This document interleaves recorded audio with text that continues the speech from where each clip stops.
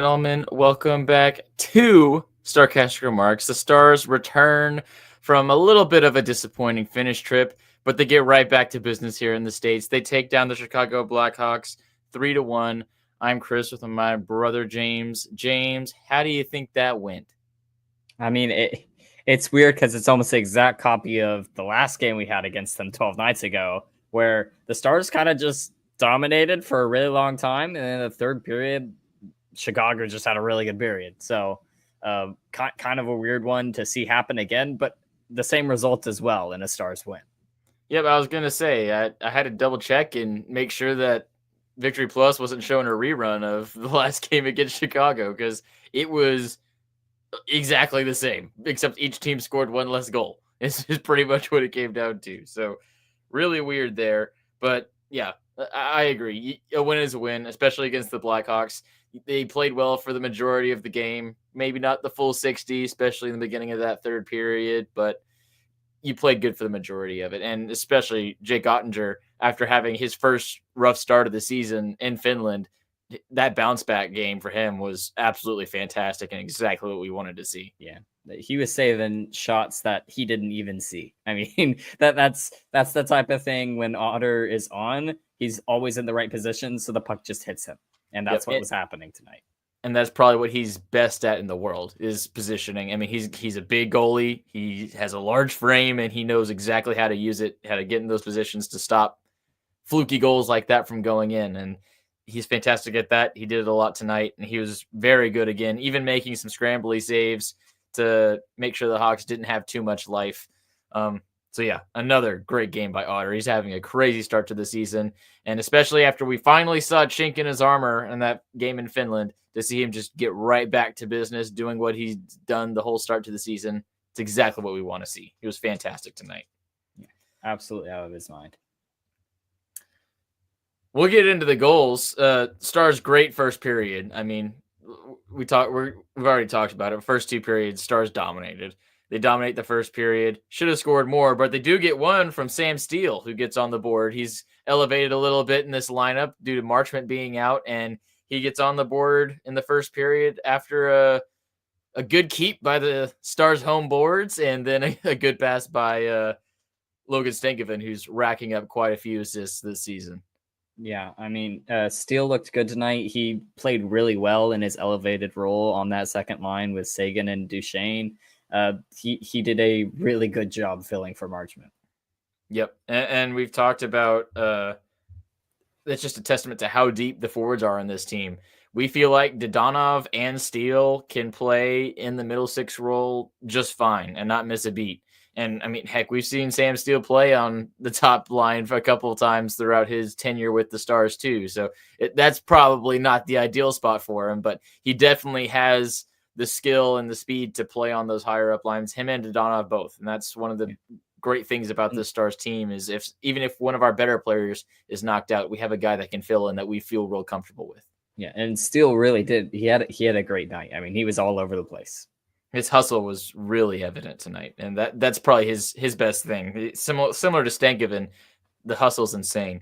Talk a little bit more about Stankoven. He's got 10 assists on the season already. I mean, yeah, that's insane. It doesn't matter where he is either. He's been on like 3 different lines now, and he's helped everyone score. I mean, it feels like he still can't score himself. He had post hits in tonight's game, and then the one he ends up scoring is an empty netter at the end. But in terms of rookies, I mean, he is playing pretty much out of his mind. The one that he is like contesting with is Michkov or whatever it is in Philadelphia, and like 7 of that dude's points are on the power play. So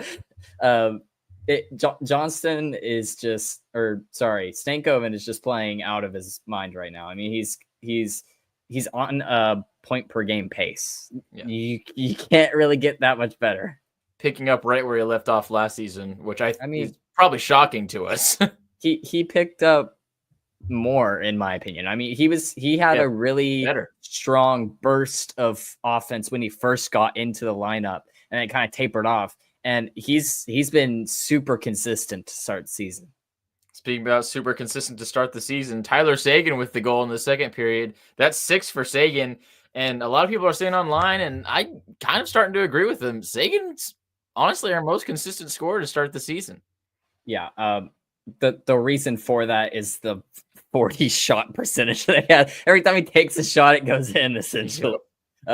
He's been a sharpshooter to start the season. It was something that we saw early from everyone, and Sagan has just carried it through. I mean, he has been picking corners left and right. Yeah, he's scoring even when he can't see the face of the net. So he's doing pretty good with the shot selection so far this year. And I talked about it a lot when Sagan was still struggling a little bit, but we were saying he had to figure out a new way to play the game. He can't be the high flying forward like he was when he was younger before those surgeries on his hips. And man, he's figured it out because his positioning is fantastic. His shooting is just obviously almost perfect so far this season. He's had a crazy rebirth, especially with his line mates of Marchment and Duchesne. But tonight proves that he doesn't need those guys to get it done. And the injuries we've seen to Duchesne to start the season too show that these guys are able to figure it out a little bit better than they were last year when they were split up. So yeah, that's a great thing for those three guys. Yeah, last year all three of them were kind of in this weird space where it's like, okay, what's next? You know, they're all kind of changing lines. I guess Mush and Sagan had 1 year prior, but Sagan's still trying to figure out his game goal scoring wise, and it just felt like they all clicked together last year, and this year they're all clicking apart as well, which is something that we didn't see last season. I mean, if those three weren't on the ice, they weren't scoring ever. Yep. And now they figured it out. So that's great.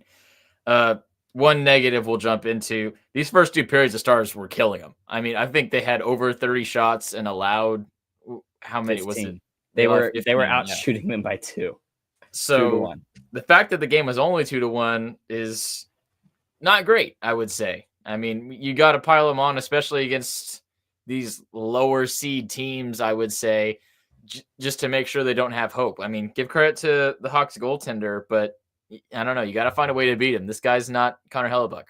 Yeah, and I think kind of a big part of that is that Wyatt Johnston, Logan Stankoven, and Ben were just flying everywhere and constantly in the offensive zone and constantly shooting.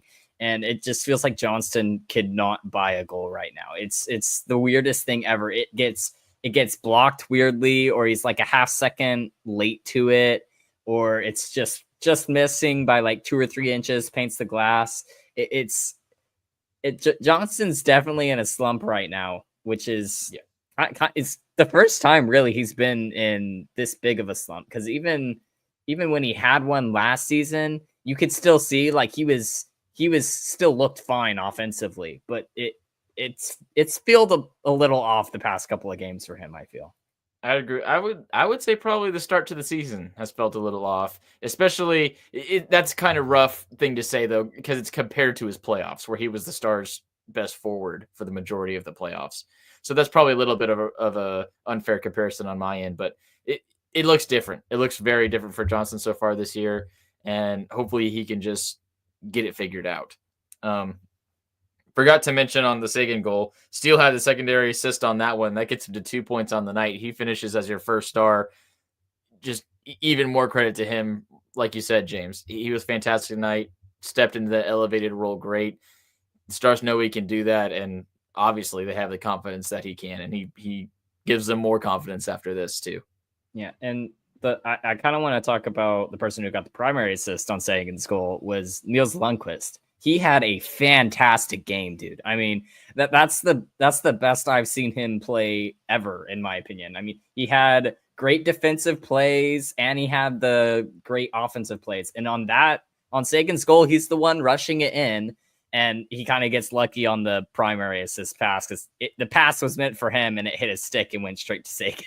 So it's a little lucky, but I mean, he was the reason why the puck was there in the first place. He drove it in deep and he got the passing started, and that's exactly what we need to see from him. And it wasn't just that play either. He was doing it throughout the night. He was rushing in, he was hopping up, trying to help the offense, and he was also making solid plays in his own defensive end. Yeah, agreed. And that offensive stuff is what I think is gonna really get him an extended contract in the future. is he needs to be solid enough to be an everyday bottom pairing guy, but to stay in the NHL, if he can put points on the board, that's what's going to keep him here, and that's what's going to give him a chance to develop as he goes into the future of his career. Little shocking, he did only have 12:27 time on ice tonight, which is the lowest. The next closest was Lyubushkin with 16:48, which was substantially higher. So not a ton of minutes, but like you said, there were quality. I noticed he had a good night tonight as well, James. I thought he played very good, and he's at least substantially better than he was last season. That's not really debatable. It's noticeable. Yep, agreed. Moving on, we kind of mentioned it earlier, but the third period, it was exactly like the last Chicago game. Stars were out shooting him by double. And in this third period, the Stars get outshot 12-11. And that's after the Stars have a big push late in the third period. So still a little bit of trouble, especially with the Hawks, but maybe you could extend it a little more to holding a lead against bad teams. The Stars like to let off the gas a little bit there. Is that a long-term concern that you're worried about, James? Right now, I've only noticed it against Chicago, but that was the last two games we were leading. So yeah, it's going to be something to look out for, but I'm not too worried about it till you get further in. Yeah, I tend to agree. I think it's more so just a Hawks thing. I mean, because outside of that first line with Bedard, it's pretty slim pickings to see if there's any other danger that can come from there. Even with the third period that was better for the Hawks, it's still like, okay, they got shots on goal, but if Bedard's line wasn't out there, I wouldn't say it was particularly dangerous, to be honest. Honestly, I didn't even think it was Bedard's goal or Bedard's line that was really doing it. I mean, I thought the Stars did a great job of frustrating Bedard tonight. They were all over him all the time, constantly working the puck away from him, shutting down his passing options, shutting down passes to him. I mean, he even took that stupid penalty where he kicked Lyubushkin's stick away. Yeah. I mean, that's when you know he's getting frustrated. Yeah. And that was something that I was laughing about towards the end of the game, because he was getting completely shut down offensively, besides like the power play pass, which of course that was spectacular. That goal in general is spectacular. Give him a little space and that's what I'll do. And other than the power play, he had nothing tonight. Absolutely nothing. And honestly, that Bedard should take that as a compliment. He got the Sidney Crosby treatment when he was a rookie in the year, because he was absolutely getting hounded by the Stars. One shot on the guy they were worried about. One shot on the night. And he still finds a way to make a big impact on the game. Because like you said, he was the reason they got that power play goal. I mean, it was a great play by Bedard. I mean, he's a fantastic player, obviously. And the Stars did a good job of taking care of him tonight, even though he still got one. But that kid is crazy. He's gonna be good for a while, I feel like, in this league. Worth to note though, after that goal does go in, I feel like the Stars kick it into gear a little bit after that too, which was good to see, and something we didn't really see, I feel like, in the last Chicago game. Obviously they got the 2 goals there when in the last game, and I feel like that's the reason they don't get the equalizer here tonight, is a little bit more so because the Stars push back.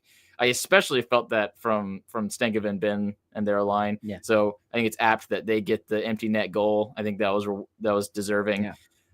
They were really pushing the play after we got scored on, and I think they kind of mellowed the game out after that. Oh yeah, for sure. That line completely dominated all night long. Even when the Stars did sit back a little bit, that line was still getting chances consistently every single shift, which, again, if Johnston could have buried a couple of his chances, I mean, this game isn't even close. It's just, it's a snake bitten Johnston on a line that just tore up the entire night.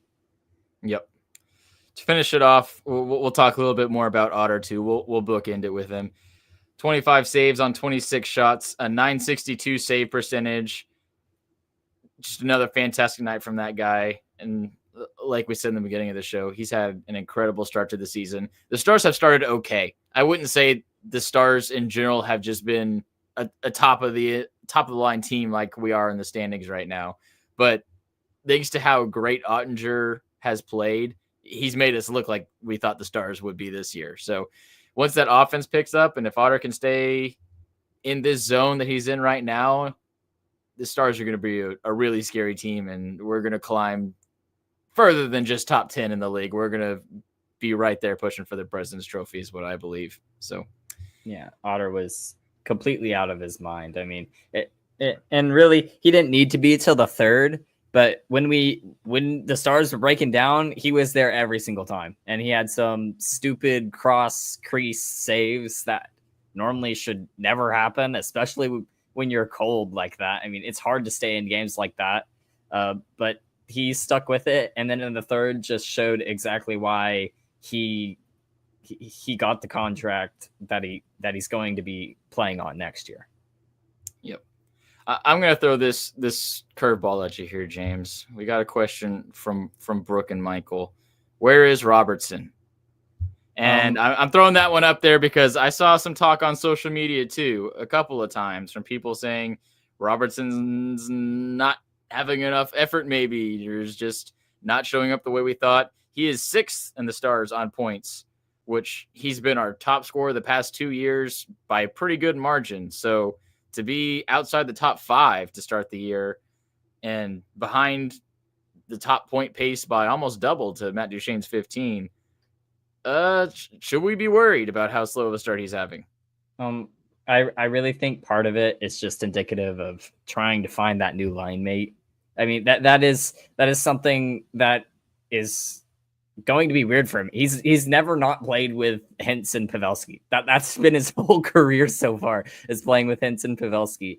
And it's obviously taking him a lot more time to start back up. I mean, it's going to take a second to find who's going to stay there on that top line. We've had like 3 or 4 different players cycle through with Rope and Robertson. It's been a carousel for sure. I'm not too concerned about it right now. If the Stars start losing a bunch more and you see Duchene and Stankoven stop doing what they're doing and the slack isn't taken up by anyone, then that's kind of where you start to have the concern. But this is kind of how this team rolls. And we saw it all last year. There's always 1 or 2 people that are just rolling.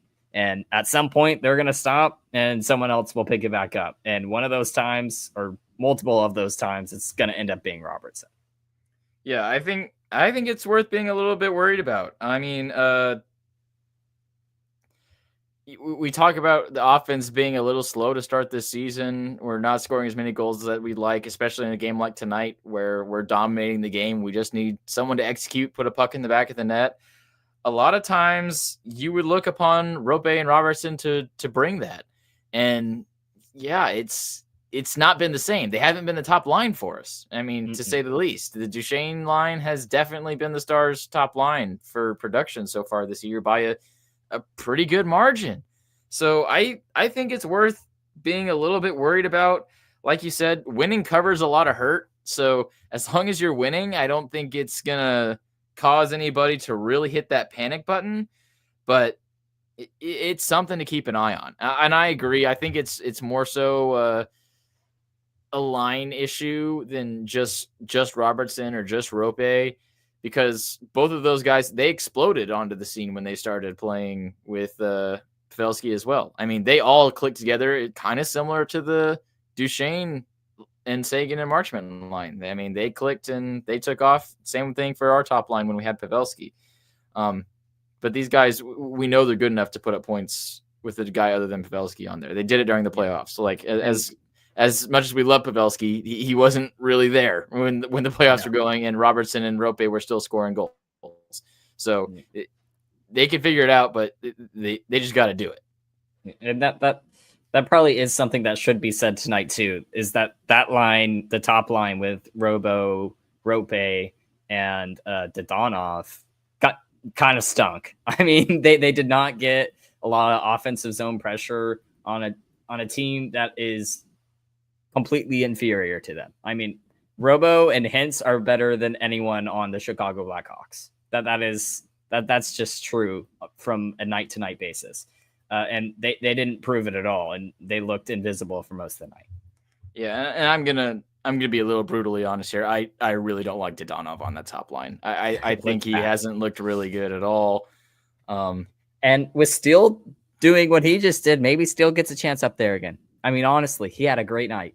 Yeah, maybe you'd like to keep him just so he can play that center role on the fourth line, though, because I don't think you want to have Oscar Beck in every night. I mean, he's played solid. I mean, he's doing his job absolutely. He's a defensive forward who's going to not make mistakes, and he has continued to do that and not make mistakes and to kill penalties. So he's doing exactly what he needs to. But I think you want your fourth line to have a little bit more scoring potential, and it absolutely has more scoring potential when Sam Steele is down there for sure. But I mean, yeah, it's worth trying. I'd like to see Stankoven back up there a little bit more. I thought that is when that line looked its best, is when Stank was there. Maybe that's just because Stank has been especially good and he's has that driving pace and that energy that he brings. But I think that's the most effective thing. I'd like to see that a little bit more. But I think right now, those two guys, with where their scoring is at so far, they'd be pretty much open to anything. Yeah, Stankoven's just your plug and play player this year. I mean, we've seen it with different players before. One year it was Dellandrea for some reason. It's sometimes you get one of those players and it doesn't matter what line you put him on, it works. Yep, for sure. So, biggest winner, biggest loser, James. Biggest winner. I'm gonna give mine to Nils Lundqvist. Honestly, this was really like Nils Lundqvist. I really liked the way he played tonight. And normally it's kind of something that's like, he played well. I thought he played really good tonight. And if he keeps playing like that constantly, like that's part of the issue with NHL is the consistency part of it. It's hard to keep that every single game in and out. And that's something that he needs to focus on. And this is a great example to look back on. He played fantastic tonight. Yep, for sure. And that's the guy that Jim Nils signed back for a little over $1 million. I mean, that's the reason you get him. I'm giving mine to the easy one. I'm going to give it to Sam Steele. I don't know how many teams there are in the NHL that can take their fourth line center and put him on the second line and him be arguably the best player on there. So, I mean, that's amazing. He did a great job there. It almost feels like we discounted a little bit because we know how good Sam Steele is, but there's probably no other team in the NHL where they can throw their fourth line center up there, and he does that. So great job by Sam Steele. He deserves all the credit. He's a fantastic player. Star's got a steal for him. Biggest loser, James. Biggest loser, I'm giving to that one play where Nick Foligno literally drugged Thomas Harley back to get a breakaway and then drew a penalty on it. That is probably one of the worst. Like, I saw it happen and I was like, that's holding, right? Like, he grabbed his jersey, pulled him back. You can see he got a jump from it and got to the puck first because of it. And then Harley gets called for a penalty. That was pretty terrible. That was pretty bad. I honestly think that was just super unlucky for both refs. I think one ref had the view blocked off because he saw Harley in front of Foligno, so he didn't see the grab. And I think the other guy was directly behind Foligno, and they both just missed it because they were both looking at it head on or straight from behind. So, yeah, that really sucked. Terrible miss. But it's a terrible miss. Really unlucky. Glad it didn't have to matter too much. So that's good. I'm gonna give my biggest win or my biggest loser to Connor Bedard. I gave him credit earlier because he still got the point. He still found a way to make his impact on the game. But man, what a rough night for him. My goodness. And honestly, I give him this biggest loser more so because he got dummied, like you said. He had people all over him all night long, pissing him off. But the fact that he still got a point while he's on my biggest loser list, yikes. I mean, give that guy even more credit. I already did tonight once, but Connor Bedard is a great hockey player. Anything else before we wrap this up here tonight, James? Nope. All right. Dallas Stars defeat the Chicago Blackhawks. Final score 3-1. Wash all those Finnish blues out of their head. Well, let's mention the Finland a little bit, actually, before we close it out. They mentioned that for the Stars, this was very much so a field trip for them going out to Finland. And that's kind of how it felt, how it was more let's have fun and figure things out. And it was mentioned by Razor, I think, in some open ice thing that the Panthers came in a little bit later. They didn't really have as much time to like go to Helsinki and look around and go to the Jokerette games or anything, and it was more of a business trip for them. And I think that really showed, because I think those are two of the worst games the Stars played so far this year, and the Panthers kind of took it to them. So my thoughts on those two games was the first game, the Stars kind of got dummied, and then they showed up at the very end of the game, and I appreciate the Stars for that, because they looked like fools completely in that first game, and scoring 2 or 3 more at the end of the game was something that I enjoyed, because I watched the games all the way through. They made me happy that I watched the game the rest of the way. I thought the second game, they outplayed the Panthers, and the Panthers showed why they're the reigning Stanley Cup champions. And they win games they shouldn't. I really think the Stars could have very easily won that second game, and it just, the Panthers executed on everything. Yeah, and for the Panthers, we'll give them some more credit too. The fact that they have so many players coming back from a cup-winning team and playing the way that they did against the Stars those 2 games. Yeah, those are cup favorites. I think they are underrepresented on the cup odds by those bettors for sure, because they look great. So that'll wrap it up for us. The Stars will play again Saturday matinee. We got a 2:00 start against the Winnipeg Jets up in Winnipeg. So we'll check it out there. No more long breaks for a while until we get to the 4 Nations. So that's a good thing. We won't have to wait for Stars hockey, and we won't have any more really weird start times. So that's nice. But Stars win tonight. Final score 3-1 over the Chicago Blackhawks. Get back to their winning ways. We will see y'all again on Saturday. Y'all have a good afternoon, morning, evening, whatever Ryan says when he's doing this outro stuff. And we will see you guys again on Saturday.